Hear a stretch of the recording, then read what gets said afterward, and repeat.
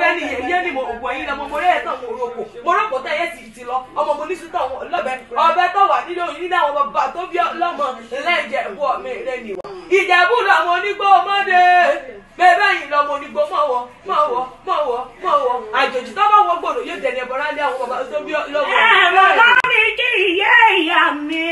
màmá tó dáre màmá rere ni wọ́n o. Ẹ kú tọ́jú wa màmá mi, ẹ ṣe ẹ kú àgbàlẹ̀ wa, ẹ ò ní fojú sunkún ọmọ, ẹ ò mà ní mọ̀ sàrẹ̀ ọmọ, ìyí tó kù nínú ayé yín o, dáadáa lẹ máa fi rí, ayọ̀ Fálọlá, ayọ̀ rẹ̀ máa jọ́kẹ̀jọ́kẹ̀jẹ́ ti ṣọdún èyí o, alẹ́ ò ní fi ṣàṣe mọ́, mo ní bàbá oúnjẹ fún àpò orí rẹ̀ ní wíníwíní, bàbá oúnjẹ fún àpò orí rẹ̀ ní wíníwíní, bàbá oúnjẹ fún àfọ̀dún rẹ̀ tó kù sọ́dún Alágẹmọ. Happy birthday, mama.